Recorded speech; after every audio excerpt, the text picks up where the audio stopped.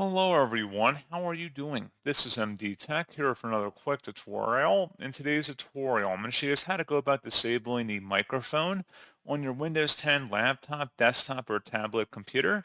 So this should hopefully be a pretty straightforward process here, guys. And without further ado, let's go ahead and jump right into it. So all you have to do is open up the search menu, type in settings. Best result should come back with settings. Go ahead and open that up.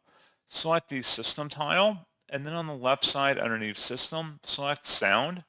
On the right side, there should be something that says manage sound devices. Go ahead and select that. There should be an input device listed here, or at least one or multiple. Select it, and then select disable, and that's all you have to do.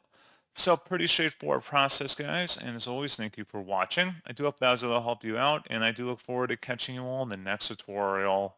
Goodbye.